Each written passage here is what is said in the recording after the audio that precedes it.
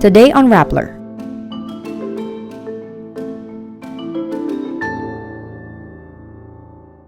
A health expert tells the Marcos administration, slow down a bit in easing pandemic restrictions. 3 people named by an alleged middleman in the killing of Percy Lapid are now in custody. Health Department OIC Maria Rosario Vergeire says she was not offered the post of health secretary. President Marcos breaks ground for a controversial bridge that may destroy corals in Paradise Reef. Nobel Peace Prize laureate Maria Ressa says silence or apathy becomes a force of evil in the information war. A Thai transgender media tycoon is the new owner of the Miss Universe organization. And Rihanna drops a snippet for her single Lift Me Up, her first solo single in 6 years.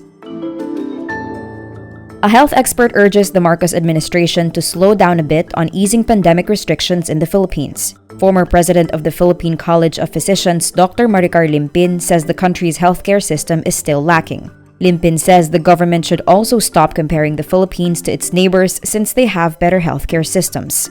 This after the government announced that President Ferdinand Marcos Jr. will release an executive order making indoor masking voluntary. It is best to slow down a bit, not to hurry up so much. But we can actually do it, like let us say, a week after All Saints Day, or maybe after, or maybe 2 weeks after. Just try to see what will happen when people go out of their homes, for the All Saints Day celebration. The easing of pandemic restrictions comes as the country detected cases of the more transmissible Omicron XBB. Justice Secretary Boying Remulla says the 3 individuals named by the alleged middleman in the killing of radio broadcaster Percy Lapid are now in the custody of the Department of Justice. Remulla says the individuals were named in the dying declaration of June Villamor. ABS-CBN had reported that alleged middleman Crisanto June Villamor sent his sister names of possible masterminds in the killing before he died in the New Bilibid prison. Remulla says he could not reveal the full list of at least 8 persons of interest under custody. He adds the department was open to the possibility that Villamor's death was a murder case. Health Department Officer in charge Maria Rosario Vergeire says President Ferdinand Marcos Jr. did not offer her the post of health secretary.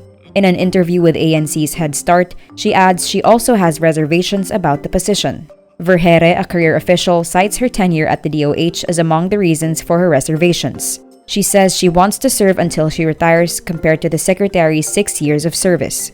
But the health official hints she is willing to set aside that reservation. Marcos has yet to appoint a full-time health secretary 4 months into his presidency. Critics say the absence of a health secretary says a lot about the priorities of the government.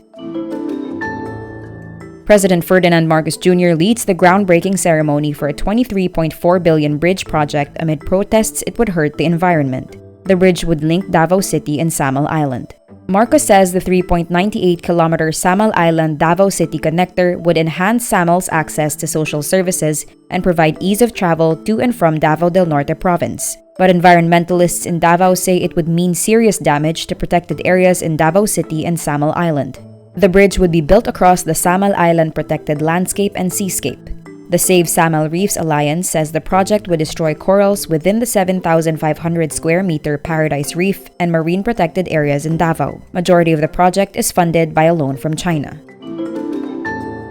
Nobel Peace Prize laureate and Rappler CEO Maria Ressa says silence or apathy becomes a force of evil in the information war. This as she stresses the importance of citizens and civic groups in the battle for facts. At the 11th Assembly for the Worldwide Movement for Democracy, where she was named chair, Ressa underlines the importance of upcoming elections in the next 2 years globally. It is because this time is when you can be a force for good, and silence or apathy becomes a force for evil. We're in the last 2 minutes. In the same event, Pulitzer Prize-winning author Anne Applebaum says, "What do autocrats do? They teach people to be apathetic.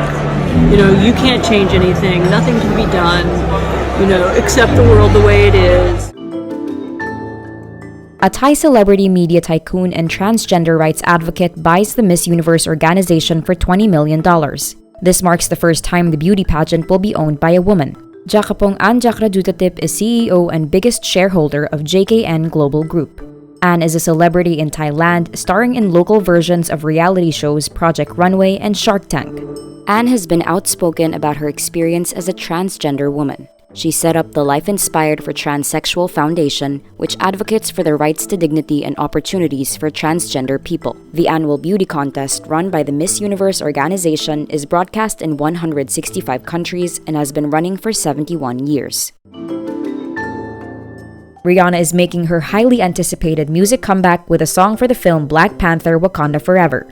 The singer shares a 15-second snippet of the track titled Lift Me Up on Thursday, October 27.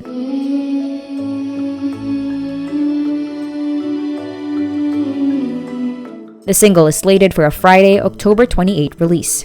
Variety reports the song is a tribute to the life and legacy of Chadwick Boseman, best known as King T'Challa in the original Black Panther film. Boseman died in 2020 following a private battle with colon cancer. Lift Me Up marks Rihanna's first solo single in 6 years following November 2016's Love on the Brain. Her last album, Anti, was released in January 2016. The Barbadian-born artist will perform at the Super Bowl halftime show in February 2023. And that's today's wrap. I'm Nina Liu. Thank you for watching. Click the link below for the full story. Follow us on Rappler's YouTube, Facebook, Twitter, Instagram, and TikTok.